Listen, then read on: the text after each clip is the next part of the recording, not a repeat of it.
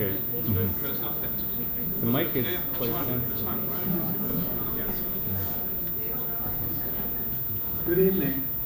Before we begin, please switch off your cell phones or put them on silent. Let's have respect for those who are giving us their addresses. Again, good evening, everybody. Please switch off your cell phones and let's have respect for those who are giving the main addresses here. My name is Roy Scher. I'm the chairman of the Telfed Jerusalem Regional Committee.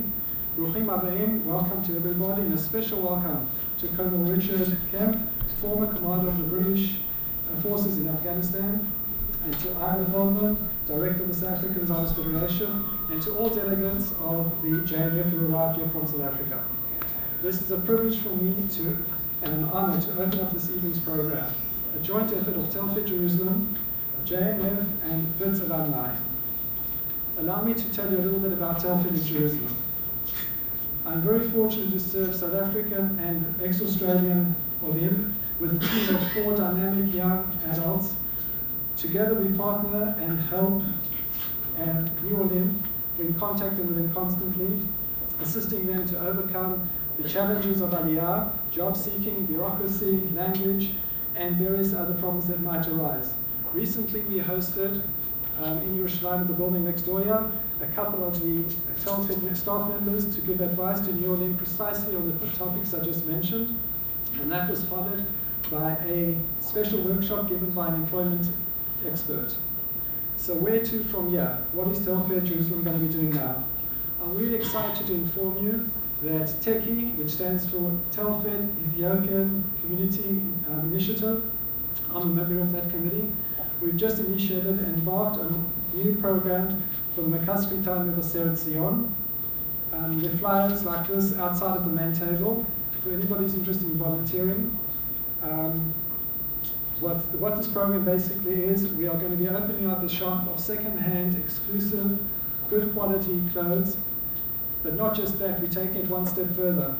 We and the volunteers joining us are going to be coaching and empowering young Ethiopian ladies in the Makasklita so they've got self-confidence, self-esteem, and they can go around as equal human beings to different major stores and companies looking for and seeking quality clothes that are not being sold or the end of season, and they can do the selling, they'll be handling the shop, they'll be profiting from it, and we'll just be there on the outside guiding them.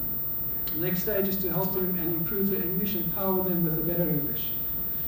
So before I call upon my dear friend and colleague, Dr. Glassman, who officially introduced the honored guest and speaker, let me end off with these words. Please join us in volunteering for this wonderful program. Robert Burns said, "The purpose of life is a life of purpose. Remember, one nation, one land, one destiny." Thank you.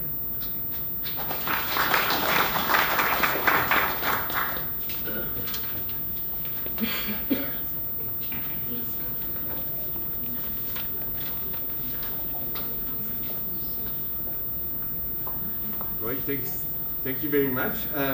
Welcome everyone. It's such a pleasure to have Wits being, can you hear? Hello? Okay. It's such a great honor and pleasure basically to have Wits being re-established in Jerusalem and throughout Israel.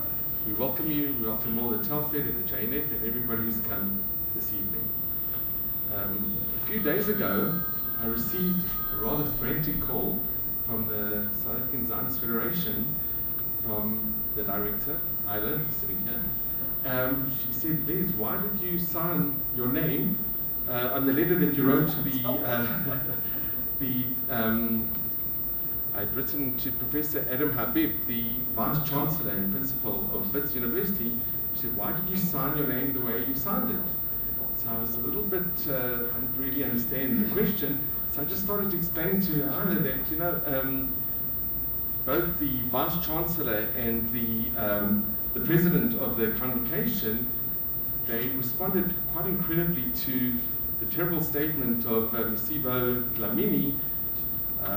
He was the President of he was because he's no more, but he was the President of the SRC who said that he admires Hitler.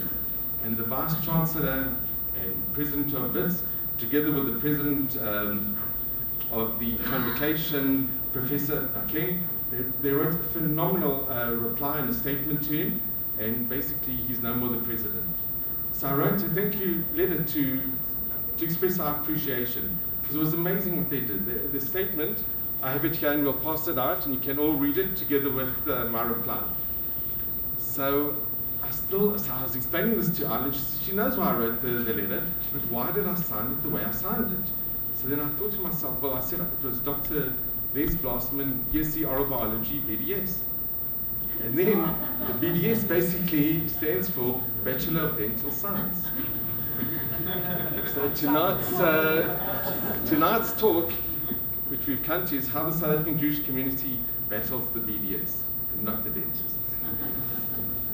Okay, it is I am very privileged, very, very privileged and honored to introduce an icon, a hero, and a true friend of Israel. Colonel Richard Kemp is a man that really needs no introduction, but I'm going to give you one anyway. Okay. Richard Kemp was a former commander of the British forces in Afghanistan. During a 30-year military career, Colonel Kemp also commanded combat troops in Iraq, the Balkans, South Asia, and Northern Ireland.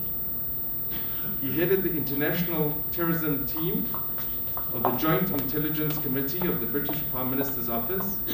Colonel Kemp served as special advisor on the terrorism of the House of Commons Home Affairs Select Committee. He's a senior associate fellow of the Royal United Services Institute, a military think tank.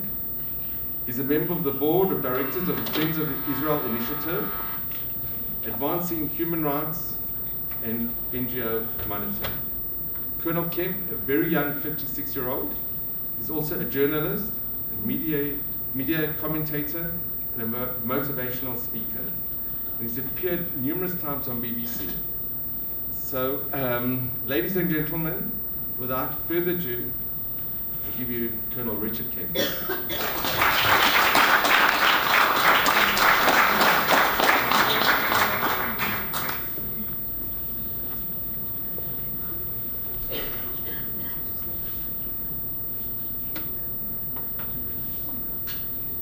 Thank you very much. Can you hear me? You've got to eat this microphone to make it work. Can anyone turn this up or not? Okay. Can you hear me anyway? I'll shout. I can shout. Exactly. I'm not used to being obeyed, but I'm used to shouting out orders. Okay. Well, I'll shout. Les made a big mistake, because I just asked him how long he wants me to speak for, and he said as long as you want. And I love the sound of my own voice. I like nothing better, so I'm going to just talk. But feel free, please, to cough politely if you think you've had enough. But I'm planning to talk for about maybe 20, 25 minutes. Is that okay? Anyone else think? Yeah? About that, or a couple of hours if you prefer. And then I think we're taking questions afterwards. It's a real pleasure to be here. I'm very, very grateful to Les for inviting me to come and speak to you immediately tonight. I was in South Africa about 5 or even more years ago. I spoke in Johannesburg and in Pretoria, and I met some absolutely wonderful people when I was out there. One of whom I'm meeting again on Thursday. I don't know if you've heard of him or know him, probably a friend, I don't know, but a chap called Nati Kirsch, who you know, yeah, you know? Yep. I'm seeing him in London on Thursday, and I shall be telling him all about this session tonight, and I'm sure he'll be very interested. I know he spends pretty much, I think, a third of each year in South Africa. I spoke when I was out there. I spoke at a number of events, but I think probably for me the most rewarding events were speaking at a university and at some schools. And I don't know if you know, I think these King David Linksfield High School, that was one. Does that ring a bell? Is that in Pretoria? Yeah. Johannesburg. And there was Yeshiva College. Is that in Pretoria? That's Johannesburg. Okay, I'm geographically embarrassed. There's a saying in the British Army: never trust an officer with a map. So anyway, so I spoke at those schools, and I spoke at a university as well. And it was incredibly rewarding speaking to so many of those young people. And one thing that I have to say I took particular pleasure from. I spoke to a friend of mine's son who was at the yeshiva Gush Herzion here outside Jerusalem, and he was telling me that he had met 2 South African students there who came to here from South Africa, and they had heard me speak in Johannesburg, and as a consequence of that they had decided to join the IDF. So my official role is not recruiting for the IDF, but apparently what I said had that effect on them.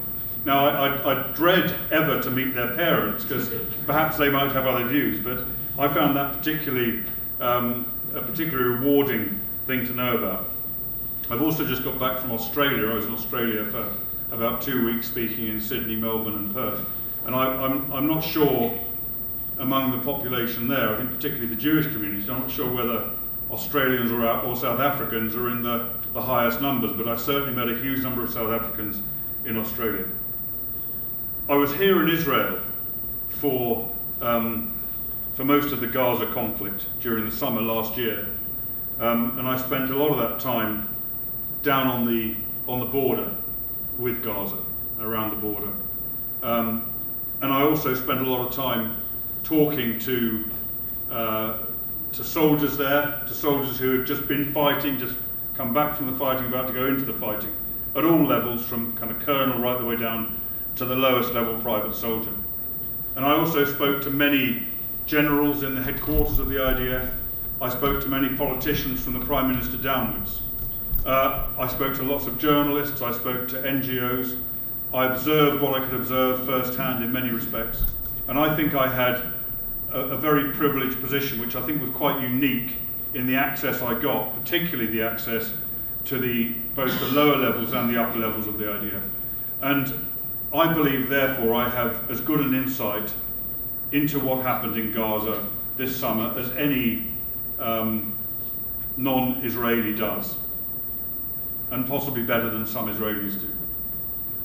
Now, when I take that knowledge and that experience and I combine it with my 30 years in the British Army, fighting exactly the same kind of enemy as the IDF have been fighting in Gaza, I can then make, I think, a strong judgment on the rights and wrongs of what happened.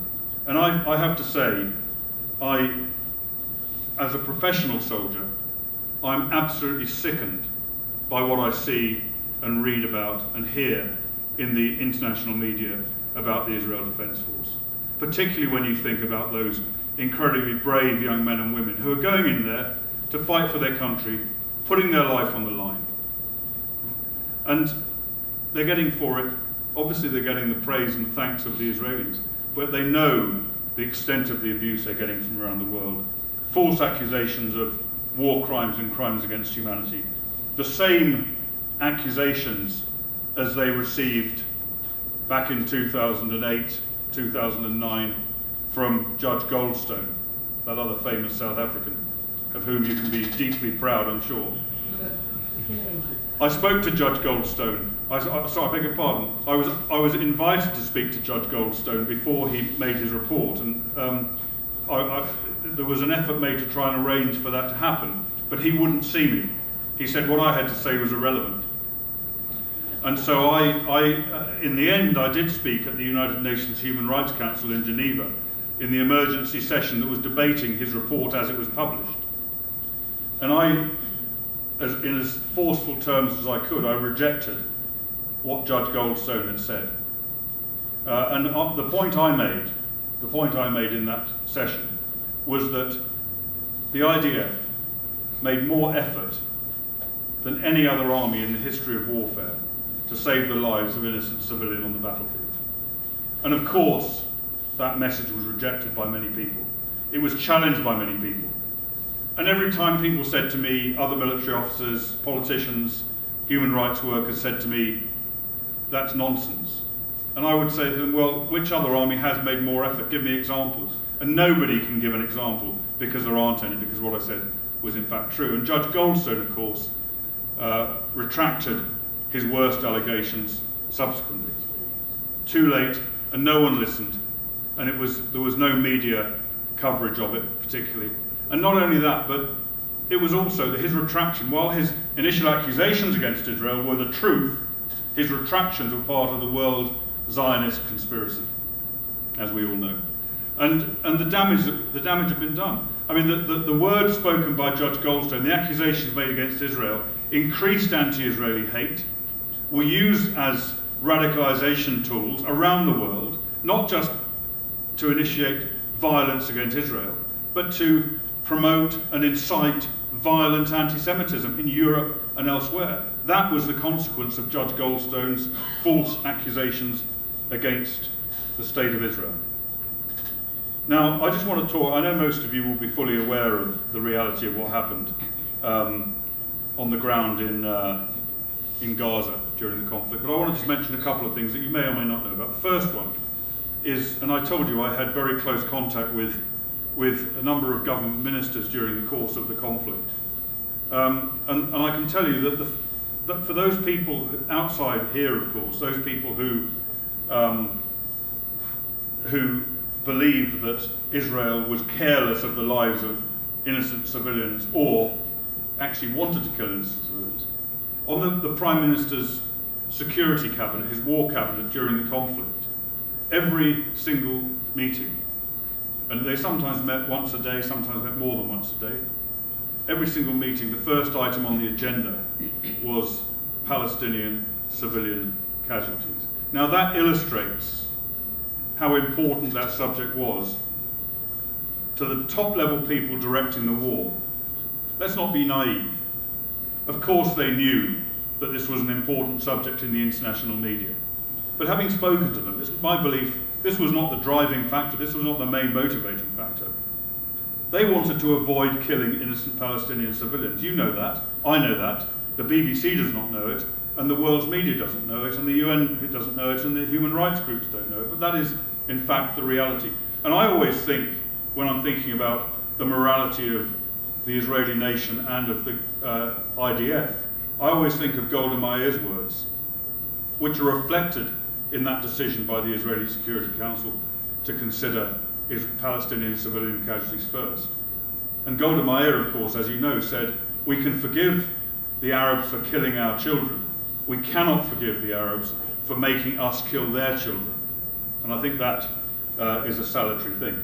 Now, not only was this the priority at the top level, in the Prime Minister's office, in the Ministry of Defence, in the Chief of Staff of the Army's office, and all the way down the different levels of command, but saving the lives, preventing the killing of innocent Palestinian civilians was also the priority of the combat soldiers on the ground. Now, I suspect that many of you have either children or looking closely at the demographic in this room, perhaps even grandchildren or great-grandchildren in some cases. Yes, I've got my eye on some of you. Have children, grandchildren serving in the IDF or who served in the IDF during the conflict. I've no doubt some of you have. So you all know this as well as I do, but I spoke to young soldiers who were fighting in Gaza. And I spoke to one young engineer whose job was to go into a tunnel, go into the tunnels, get in there and clear the tunnels out before they were dealt with, before they were blown up and destroyed, the attack tunnels. And he was one of the leading guys that went down there. 19 years of age, he was sitting down on the ground, drinking a cup of, I'm not sure whether you drink tea, coffee, or what the hell you drink, but he was drinking whatever you drink here. And I said to him, tell me how it was. And he said, even when he was going down into that tunnel, and he'd just literally come back, in the darkness, going down on the rope, he didn't know what faced him. There could have been booby traps. He could have stood on a pressure pad, lost his legs. He could have been subject to a mine. There could have been machine gunners, snipers, people to try and kidnap him, suicide bombers, and of course human shields, which the Hamas used human shields, particularly children, down in the tunnels, or sometimes children, shall I say. Now he said even in those circumstances, when his own life was in the gravest of danger, and he was doing something that most of us would be utterly terrified even at the very thought of, he said even then, uppermost in his mind was the need not to kill innocent people because he knew there were human shields potentially down there. I mean, the heroism of that young man.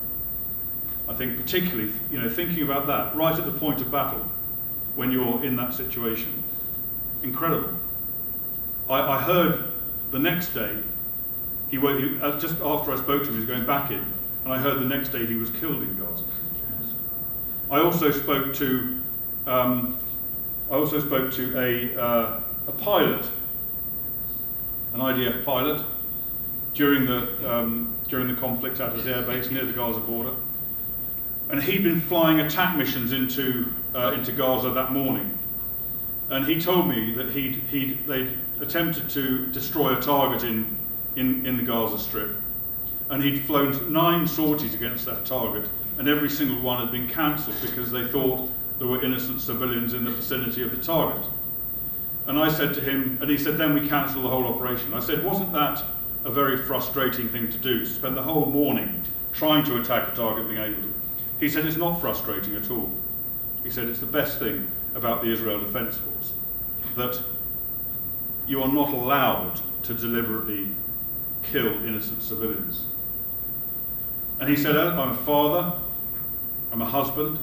How could I live with myself if I knowingly bombed innocent men, women and children? How could I set the example I should be setting to my own children? And I think that reflects the morality of the Israel Defence Force. I want to mention the other side as well. And we all know what Hamas do. We know about Hamas's war crimes. Hamas accused Israel of war crimes, but actually almost every single act by Hamas during that conflict was a war crime. Firing missiles that cannot be guided towards civilian population centres is illegal under the laws of armed conflict. Using schools, UN schools in some cases, hospitals, ambulances, mosques, as places to attack from, as weapon storage points, all of these things, these are war crimes. Wearing civilian clothes, attacking an enemy when you're wearing civilian clothes is also a war crime.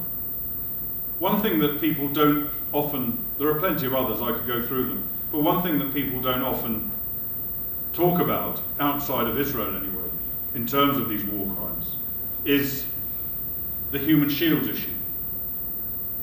Now, not only is it a war crime for Hamas to deliberately position weapons in civilian population areas, and in some cases force the people to stay when they're warned to go, not only is that a war crime, but it is a war crime not to move the civilian population away.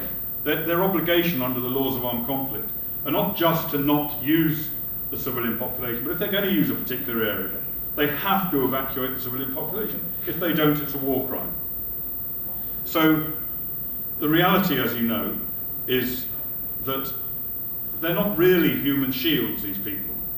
They're human sacrifices, because Hamas don't want, okay, it's a bonus if the IDF don't attack and therefore they save the weapons, they save their fighters. But the reality is that they want the IDF to kill their civilians. They want it to happen because it's the only weapon they've got. Because they then exploit that in the world media in order to bring approbation upon Israel, in order to blacken Israel's name and bring about massive international pressure. And it's phenomenally successful. It is phenomenally successful. And we saw throughout the conflict, and we've seen since, the demonization of the state of Israel, the unjust demonization of the state of Israel. We see the boycotts, we see not the British Dental Service, or whatever it was. Was it British? No. Bachelor, I beg your pardon, sorry, I'm in Israel. Are you a dentist as well? No. You have to be an alcoholic to be a dentist. Not that I'm saying anything about Les. But I gave evidence to the UN commission that's investigating this current conflict in Geneva in February. They make their final report at the end of June, and it will be debated, and Israel, of course, will be condemned. But one thing that surprised me about the evidence session, I went in for an hour and I ended up staying there for 2 hours because they were actually quite engaged with what I had to say, and they did take note of it, they did listen, and they did appear to be grateful for hearing an objective military insight into what happened, because they don't really have much in the way of military experience themselves on that UN commission. But it did surprise me slightly that much of what I said, which I think anyone who really studies that conflict would know about, they didn't seem to know about. So it suggested to me they hadn't really in any great depth studied the conflict. Well, maybe that's changed over the last few months. I hope I've had some influence on the output of their report, but I'm not, I have to say, I believe it's likely to be better than the Goldstone report, but I think it's still going to be hugely problematic.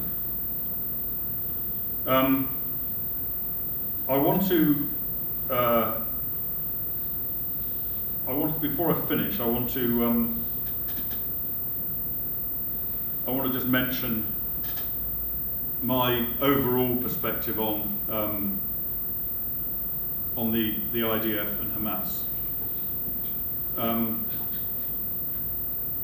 I went into one of the attack tunnels during the conflict that runs under the Gaza border, and it comes out next to a kibbutz. And it then runs under the border and goes for a long distance into Gaza, and then starts underneath a house, as most of them do, of course, as you know. And I went into this attack tunnel, and something struck me about it that I couldn't quite work out what particularly bothered me about this attack tunnel. And I was walking down it, and I was surprised when I went in there to find that I could actually walk. There was plenty of room, I didn't have to crouch down, there was lots of room overhead. The walls were concrete, the ceiling was concrete, the floor was concrete, and there were railway tracks running down the floor. There were electric ducting cables down each side of the wall, and I opened one of the cables up, one of the ducts up, and looked at the cable, and it had Hebrew writing on the cable. I don't think Hamas speak Hebrew last time I checked, so where that cable came from is anybody's guess. Electric motors, air conditioning, they were very, very well designed, superbly constructed tunnels.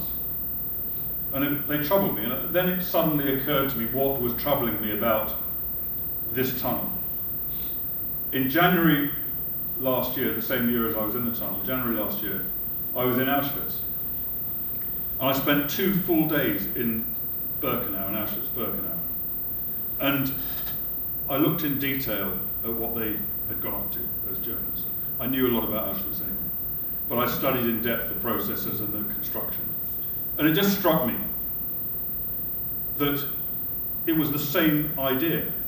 Superb construction, excellent planning, huge amount of resources invested, industrial scale operations. Both of them on different levels, different scales, yes, of course, both of them constructed, both Auschwitz and the tunnel, constructed for one purpose, the killing of Jews. Now that shouldn't surprise anybody. It certainly won't surprise anybody in this room, because you know that Hamas, which designed and constructed and paid for those tunnels, Hamas is an offshoot of the Muslim Brotherhood. And the Muslim Brotherhood, of course, owe a great deal of their ideology to the Third Reich. Of course, the leader of the Muslim Brotherhood in the Second World War was closely allied to the Nazis and spent most of his time in Germany with Hitler and his cronies. So, of course, it's no surprise that they have the same mentality and the same objectives. And the other side of the coin, the Israeli side, talking to these young soldiers, it struck me. I was 30 years in the British Army, and I've worked alongside the American Army and other NATO armies on a frequent basis. It struck me that the level of morality and the concern for the lives of innocent civilians was greater among these young Israeli soldiers than it would normally be among British or American soldiers. And I don't say that to malign British soldiers, because I have the utmost respect for British soldiers, having been a British soldier and commanded British soldiers for 30 years, as I've said. But I couldn't really figure out quite why there was that difference, and then it occurred to me it's not huge innovation, but I didn't really realise why it was, but now I do. And there are 2 reasons for this difference between your average, because I mean in so many other respects, These guys are just the same as British soldiers or American soldiers. Slightly different uniform, in some cases different accent, but in some cases I was talking to British people, because there are, of course, as there are South African soldiers serving in the IDF, there are British soldiers. I met several South African soldiers serving in the IDF, and Australians, and Americans. But anyway, what is the difference? The difference is, I think, that if you join the British Army, you make a conscious decision to be a British soldier in order to fight. You want to fight. I joined the army, I joined the British Army because I wanted to fight. If I wanted to do knitting, I'd have joined a knitting circle. If I wanted to be a stamp collector, I would join a stamp collecting club. No, I wanted to fight, and that's why I joined the British Army. And most people who join the British Army, particularly the infantry or the armoured corps, they want to fight. They're that type of person, they're gung-ho. They're outdoor people, they're aggressive people. They're thugs. I'm a thug. And they are.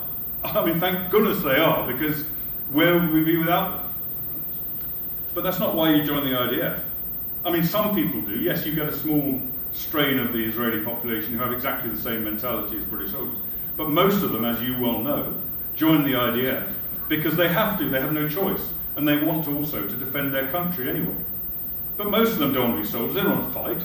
They want to be computer experts. They want to be school teachers. They want to be dentists. Most want to be dentists. They want to be, you know, there's 1,001 other professions or trades that they want to do. That's what they want to do. They don't fight. So they're not as gung-ho. They're not as eager. I'm not saying for a minute they're not as good soldiers, because they are. But they have a different mentality. And the other reason, I think, why there is a different morality among Israeli soldiers is Judaism, pure and simple. Now, I know that the majority of Israelis are not practicing Jews. But I also know, because I come here frequently, that Judaism has a far, far greater influence on every aspect of Israeli society, including the IDF, than, for example, Christianity does on British society, including the British Army. And yes, of course, 50 years ago, it was the same in Britain. 50 years ago, Christianity was much more influential. Not today. Christianity as a religion is almost irrelevant in the UK. And therefore, it doesn't have the same moralizing effect on British soldiers as Judaism does, maybe indirectly in some cases, on Israeli soldiers. So that was the conclusion I drew. And I think you can see those two completely opposite perspectives. Your forces and the enemy's forces. And as I said at the beginning, and I'm going to repeat, it absolutely sickens me as a professional soldier to see the distortions and the abuse that I read about and hear about in the world's media about the IDF.